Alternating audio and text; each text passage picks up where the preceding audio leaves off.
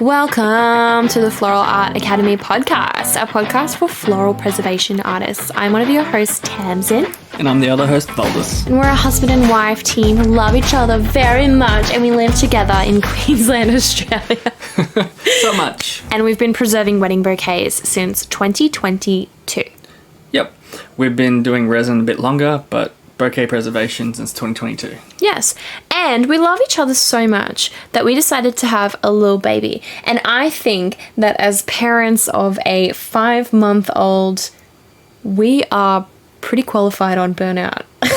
So is that what this episode's about? This episode's about burnout as a floral preservation artist. And I want to specify that because I feel like floral preservation is a really, really easy business to burn out in. So Didn't you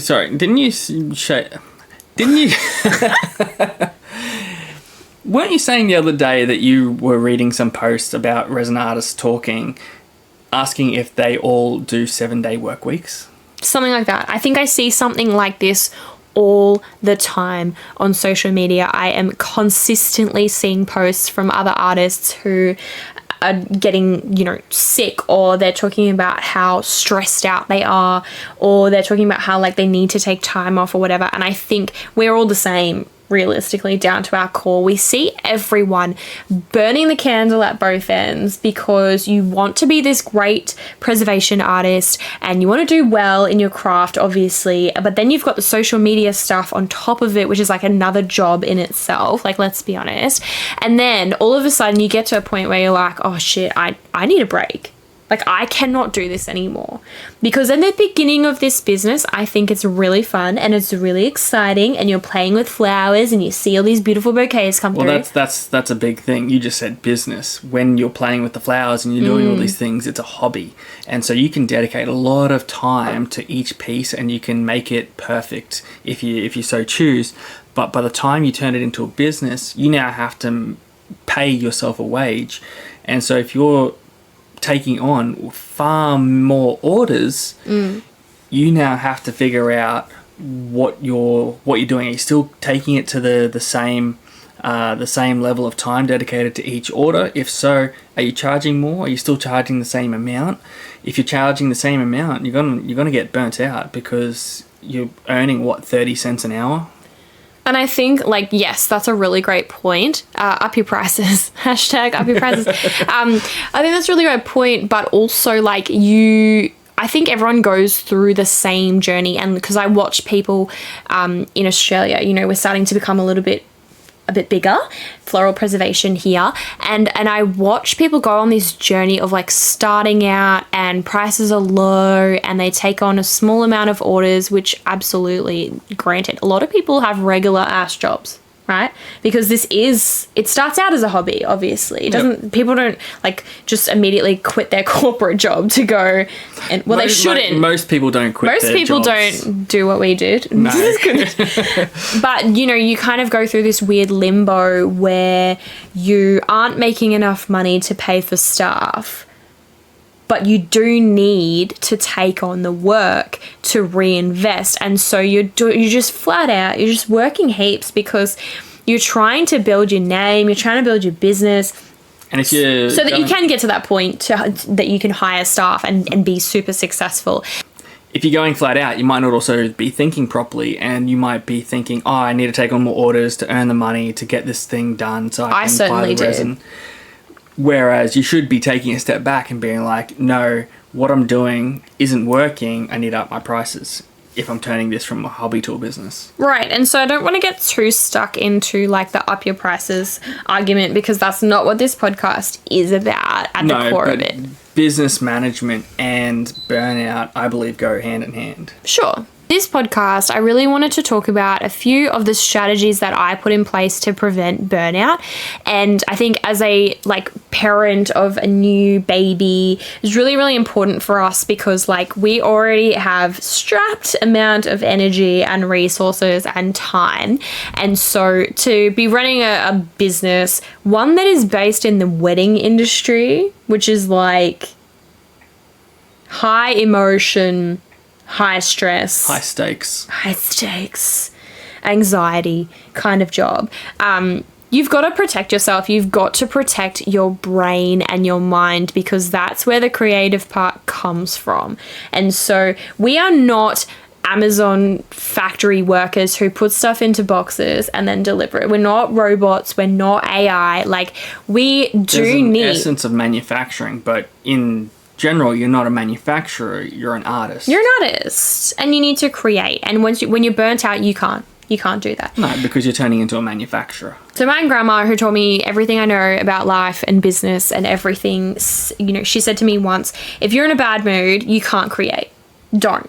Because nothing good comes out of that. And so, you know, if you're in a really, really shitty mood, get out of the studio. Go to the beach. Nothing goes right after that. You're going to make mistakes. You're going to drop something. You're going to scratch something. You're going to... Everything just, you know, and I know you... have to redo it. I know you guys have had these days too, like, you're running late, you're angry, your shirt gets stuck in like a hole in the door or something like that. Like, you're so frustrated, and like all that negative energy is like swirling around, and it just feeds on itself. And let's talk about some strategies that I put in place to prevent burnout so that you can keep on going strong in your business.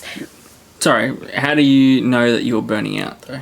I know that I'm burning out when I just want to disassociate from everyone and everything. I don't want to go on social media. I don't want to look at my emails. I feel nervous. I feel sick. I don't want to go in the studio. I get these feelings of like, I couldn't care less. I'm ready to quit it all and go work at Woolworths. For me, it's a little bit different. I have the energy to keep going up until the point where I don't, and then I need an afternoon off or a day off. And if I don't get that day off, I'm just sluggish from then on until I get that day off, and then I'm back to full steam again. Reinvigorated. Yep. So I think that would probably be the first strategy, is to make sure you're not working 7 days a week. And this is a job where it is really easy to work 7 days a week, because every 2 days or every so often you need to be pouring resin.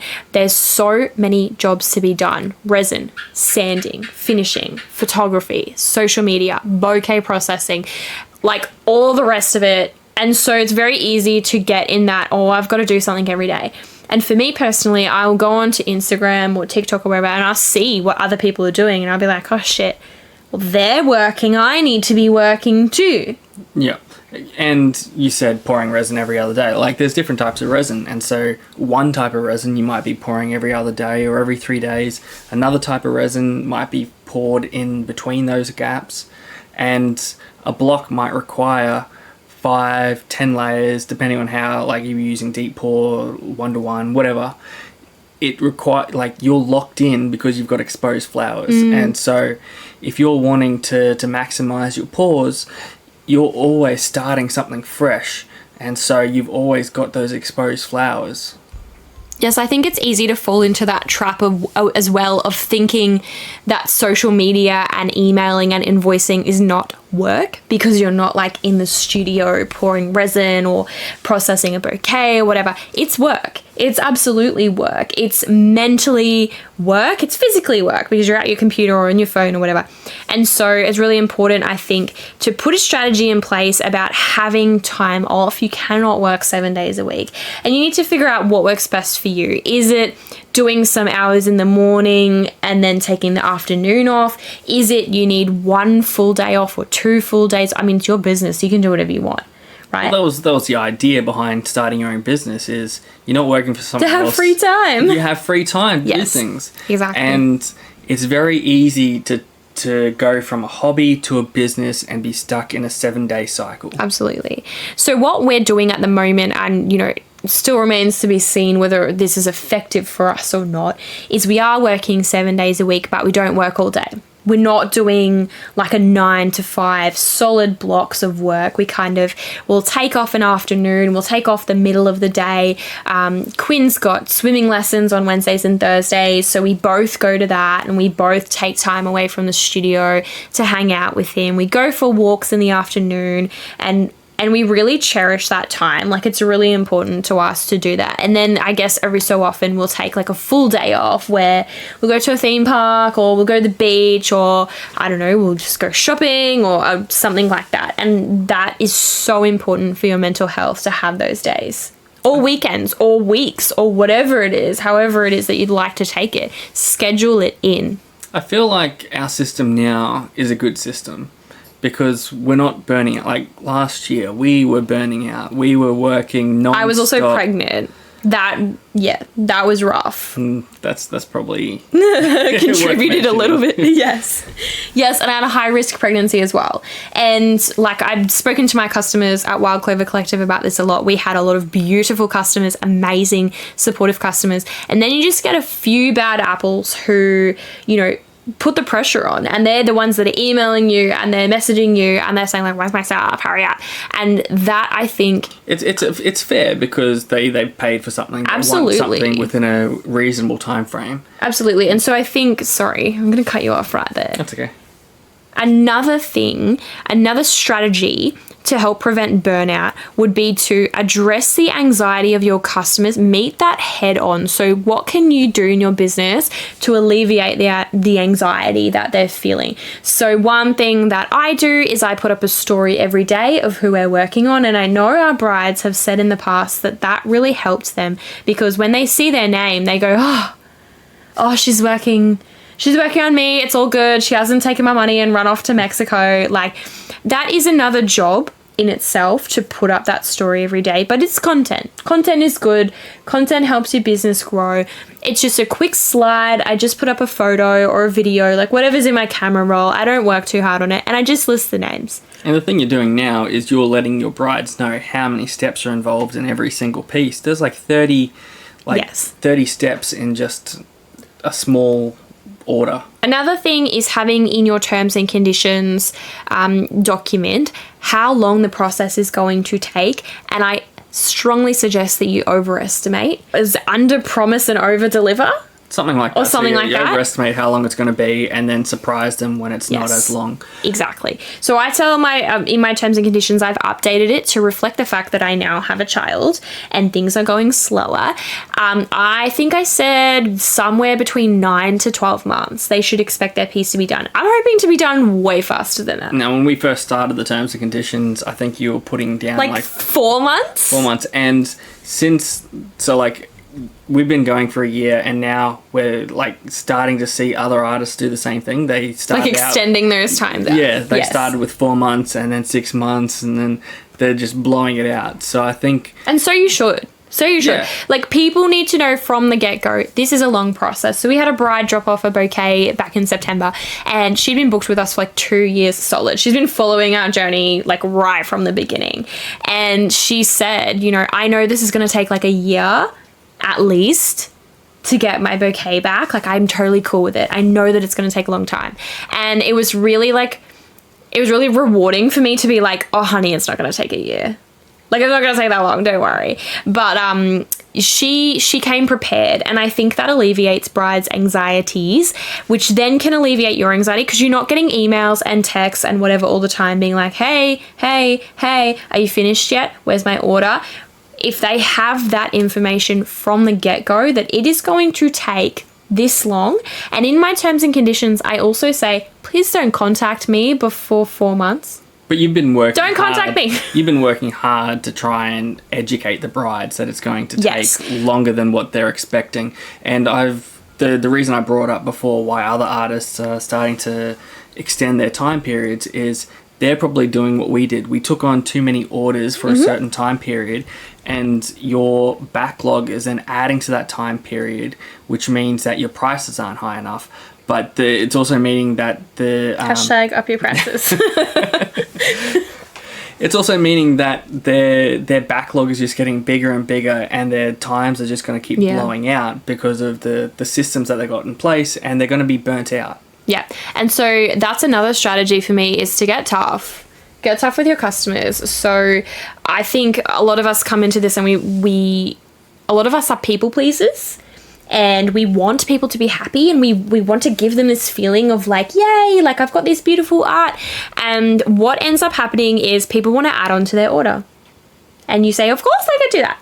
People want to do a custom thing that, you know, perhaps you don't offer. And you're like, of course I can do that. Like, I can figure it out. Can I just add something here? Of course you can. I have seen some people like try and teach how to do bouquet preservation, and they really emphasize how they are able to upsell the brides into ordering more after the fact. This isn't like McDonald's where you're like, do you want a large with that? It's you need to know ahead how much that person is ordering, so you know how many people you can actually take on and how many pieces you're going to have to create. If you don't know all that information ahead of time, you are going to increase your backlog and you are going to burn out. Yeah. Yeah, absolutely. And it also has a knock-on effect to your future customers. If your, 2022 brides, for example, keep trying to add stuff on, and then you're trying to work chronologically, it's knocking onto your 2023 girls and your 2024 brides. And so at some point, and I only use this as an example because this is where I've had to get tough with my customers this year, saying, no, you cannot add anything more. If you want to add stuff, you can be added as a 2025 bride instead of a 2022 bride. And you might find other areas of your business where you have to get tough with them because, unfortunately, you cannot be everything and all to everyone. You cannot please everyone, and you can't just keep overextending yourself all the time. And there will be people who are going to customers who are going to try and take advantage of your good nature because they think that you're a nice girl. I mean, they're not all girls. I don't want to undermine you, but they think you're a nice girl who likes to play with flowers, and perhaps you're a pushover. And if it's a hobby that you're doing, sure, it's like it's something that you love to do. Pleasing that person isn't such a big problem. You might have the time. You may have the time and resources to take on extra jobs or a custom thing that you don't offer, perhaps. And if you do, it's your business. Go for it. But when you have a few hundred brides in a particular year, and the majority of them are then choosing to add on after the fact, well, no, because you were taking on orders and turning people away to max out the amount of stuff that you can actually create. You cannot add on anymore, otherwise you will end up burning out. Yeah, cool. So the next strategy I have is one for social media, and that is utilizing your quiet hours. So on Instagram, I have quiet hours set from like 7 p.m. to 7 a.m. or something like that. And basically what that means is if anyone contacts me, I will not receive that notification until either I go into Instagram myself or, the quiet hours are up. And I find this really, really helpful. I am someone who loves to doom scroll on my phone, and I find that I can get stuck into periods of just scrolling, and I get stuck in my phone. And so I have these quiet hours because you need to stop working at some point. You need to rest and recharge of a night, of a day, whatever, but you have to turn your brain off at some point, and quiet hours is a great way to do that. I think social media, unfortunately, has taught our customers that we are available 24/7. Yeah, just because you're on social media enjoying yourself and seeing what other things are around doesn't mean you're there to respond to their questions. Yes. At that time. And that's another thing to get tough on is I would highly recommend having office hours. Bouquet preservation is not an urgent matter. And I know people think that getting their bouquet preserved or getting an order update or whatever is an urgent matter. And for some brides, they've just found you and they want to get their bouquet preserved and they've left it till last minute. That's an entirely separate issue on its own. We are not like nurses and doctors who have to like urgently respond to somebody and care for somebody at like midnight on a Sunday. Can I also just add that if you have, let's say, 200 brides and they all decide to ask for an order update and it takes 5 minutes per email, that's like a couple days worth of work that you we just did lost. the math one day and it was like a week to update all, like just in emailing to update all of our people. So wherever possible, try and automate your systems. Yes. So if you have, I think you've just created on your website ways that brides can see where they're up to, so they don't have to email you about order updates. Yeah. And for I know that Old Leaf Designs has done something like this too, where she has a list on her website and she basically has listed out like where everybody is in the order process, so they can just go to the website and see where they are. They don't have to email her. They don't have to like ask the question. Like, it's there. And that's also like a fairly easy way of doing that. Yep. I've seen other people also do like a Google Doc. And so they'll have a Google Doc and they'll put like the brides in their various stages and they'll share that Google Doc with their brides. So the brides have access to see that document. Yep. So anywhere where you can automate your processes to save yourself time. Absolutely. Helps, because that's 2 days. Let's say an order takes a few months and you've got 2 days worth of emails twice throughout that order. Brides asking where you're updated and what their update is. You've just saved yourself 4 days, a week, whatever. That's now time you get as time off to go to the beach, go to a theme park, do something to recharge, all because you've just added one, or you implemented one thing as an automated system. And so if you can find different aspects of your business to automate, that saves time, and all the little bits of time adds up. So there's a saying, death by 1,000 cuts. If you have 1,000 little things that add up in time, you're pretty much screwed. If you can save yourself a little bit of time in 1,000 different places, you're golden. And so another place that we've just recently changed is our baking of silica sand. I used to get up really early and turn the oven on so that it would be done by a particular time. Now I've just gone out and bought some automated timers so that I preload the oven the night before. The oven bakes, and while we're doing something else, and it turns off by itself. And then at a particular time of the day, I go and swap out the silica sand again to recharge the next lot when it's automated again. That's such a scientist thing to do. But the point is, you automate things to save time so that you're not burning out, because you're doing unnecessary aspects. One thing that I have changed in our Wild Clover Collective process is I used to make cards for every order. So I would use like seeded paper that grew like daisies or veggies or whatever, and I would make the cards. I designed the cards as well. Like, I did everything from start to finish. I designed the cards, printed the cards, cut the cards, folded the cards, and then I'd write like a little handwritten message on the inside to the customer, and then I would tie it with a little piece of twine, and then I'd put some and you can already see how that process would take like an hour per customer from like start to finish to like make a card, tie it with, and like those are the small touches that make small business. I understand that, and that's what people love to open their package and see this beautiful. But the reason big businesses don't do that is because it's time consuming. Yes, and time is money. Time is money. Yes. So the strategy that I implemented was basically I printed out postcards through Vistaprint, and on one side it just says like "Hello Lover," which is like pretty cute. Just sexy little tagline that I decided to use. And then on the other side is our care instructions, but also the blah, blah, blah. Thank you for your order. Like, if you love it, leave us a review, and like all of our social information and stuff like that on the back of it. You should get a little stamp that's got like lipstick kind of thing. A kiss on the front. Oh, that's cute. I'm going to do that. And so the business postcard is not a new idea. Obviously, I didn't come up with that. Like, heaps and heaps of small businesses use that, but I resisted doing it for so long because I was like, oh, I'm gonna lose my personal touch, whatever. It was a part of my business that was taking up so much time and money and effort, because I was having to buy printer ink to print these cards. I was having to buy the seeded paper, and like, if that's something that's important to you to do, keep that process. But it was not important to me, because I had to print out the care instructions as well as print out the little card, as well as handwrite the message, whatever. I still handwrite a little message anyway on the little thank you card that I have.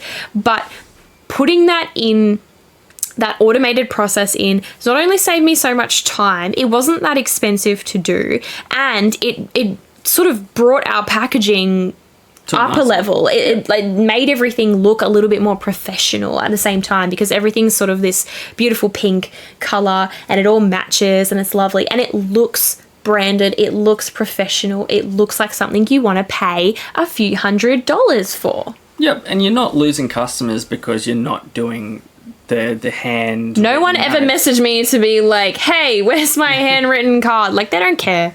They don't care. They just care about their pieces. And they probably even view it as, hey, look, this person's taken it from a hobby to a business. Yeah. And they must be able to do this because their pieces are so nice that they were able to proceed. Yeah. And there's a lot of things that you can do to automate things. So, for example, you could, I don't know, get branded boxes. We have branded boxes as well. So I know a lot of businesses will get like a plain white box and then they'll buy a stamp with their business on it and they'll stamp the box. And that's great. That's an excellent way of doing things.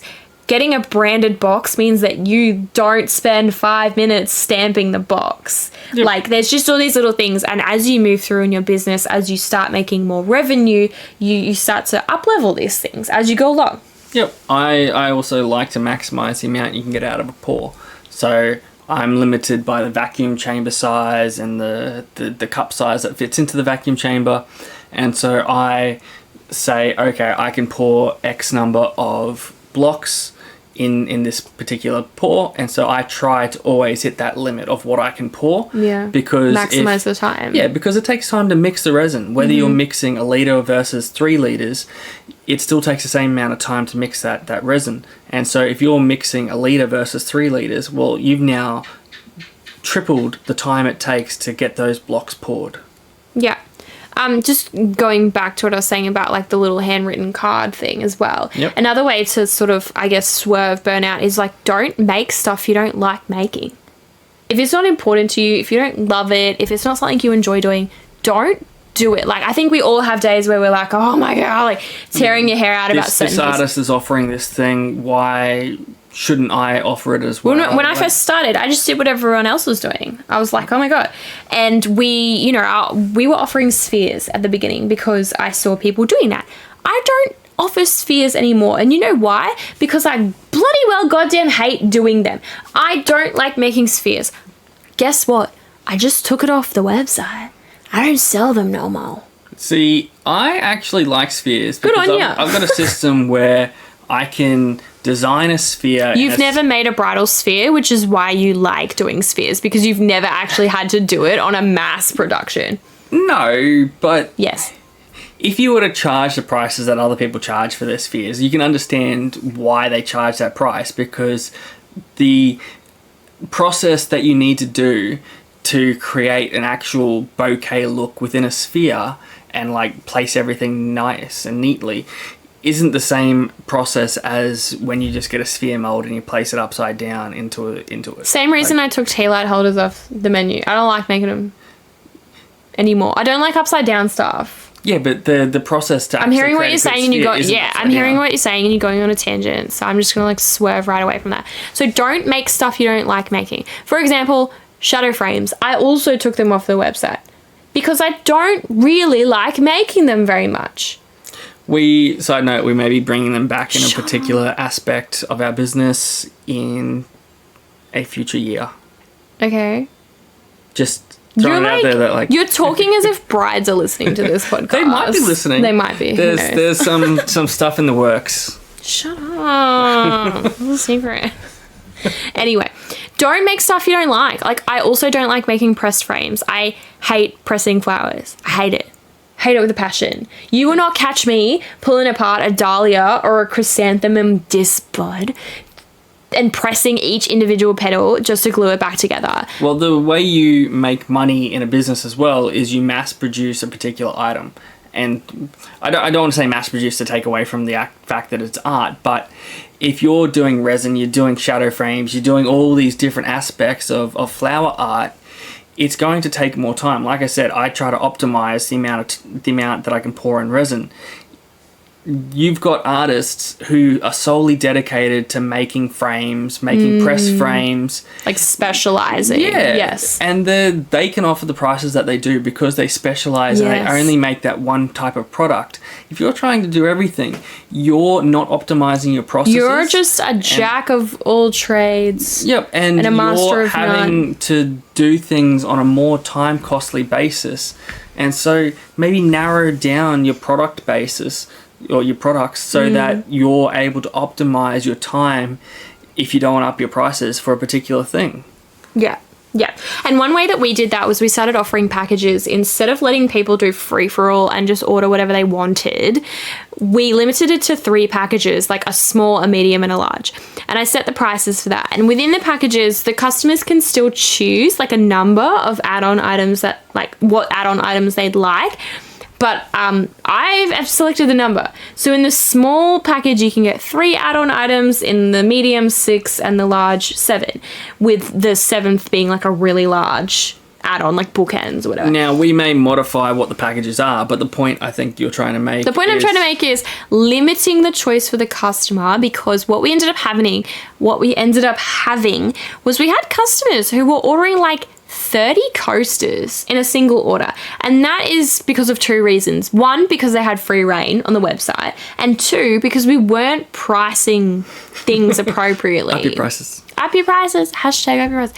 We weren't pricing things appropriately because of... It was an add-on, and we were treating it as an add-on. And people weren't just purchasing the main piece and then having an add-on. They were mass buying add-ons, and it really screwed us over in that time. Yes, and they were treating it like a shop rather than somebody has to make those 30 coasters and the block and the this and the that and the, you know, the rest of it. And so for us, the package model meant that we got to control the number of add-ons. And so now, instead of making 30 coasters for one person, we're making a maximum of 4 coasters for one person. And does that mean that some people will get turned off because they don't like that and go with another artist? Maybe, perhaps. But it was a risk that I was willing to take, because if people wanted to book with me because they liked my art, because they liked my style, then they were going to purchase a package that fit their needs. Yep, it was kind of like some brides ruined it for everyone else.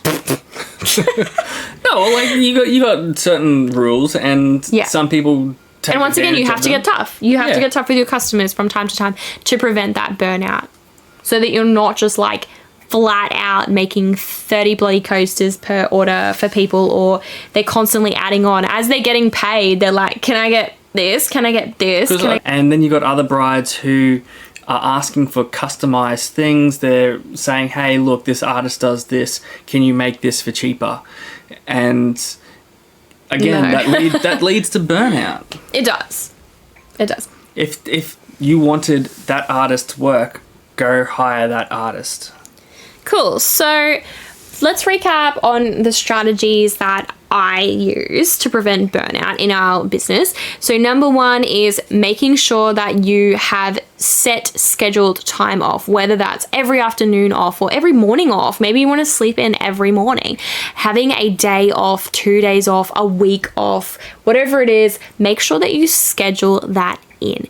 And try to stick to it. Yes, and stick to it as well. And if you can't stick to it, get someone to stick you to it. Get someone to hold you accountable for that.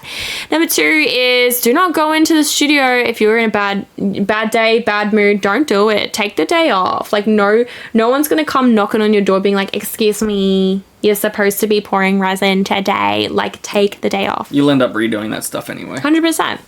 Social media, get those quiet hours going, get some office hours going. So tell your customers in advance, like, I'm available from 9 to 12 for emails, and make sure they know that. Maybe you want to hit up on like an auto response on your social medias or your emails or whatever. Personally, I don't like to do that because I find them annoying as a customer, but maybe it's something that you might like to do. Another strategy for preventing burnout is to get tough with your customers around your rules that you made in your business. You are the boss. You need to act like it, and don't be a people pleaser. Within reason, of course. If you want to be a people pleaser, by all means, people please. But you need to figure out what is sustainable for you in your business and what isn't, and stick to those rules. Don't like bend them for certain people because you feel sorry for them or what have you. I mean, obviously, use your discretion as a business owner. You can do whatever you want. It's your business, but try and stick to those rules. Another one was to automate your processes. Automate processes, yes. And then after all your processes are automated, or as much as possible, set your prices right so that you're actually paying yourself a wage. that you're paying yourself a wage. An hourly wage. And then you can go to a theme park for the day. Your day off. Have a weekend like everyone else gets. Yeah. You got into this business because you wanted more time with your family, more time with your kids, or, I mean, maybe you don't have kids, more time to yourself. You wanted flexibility and freedom. So your business processes need to be able to give you that flexibility and freedom that you were seeking. If you have any other tips for us for preventing burnout, God knows I haven't slept longer than 2 hours straight for probably a year now, because I'm including pregnancy in that time. So if you have any more tips for burnout, please let us know. We would love to hear about them. And if you have any questions or you want us to cover some sort of topic about floral preservation, let us know. We are on Instagram, TikTok, YouTube, Spotify. We're everywhere and nowhere all at once. Because we're out. Bye.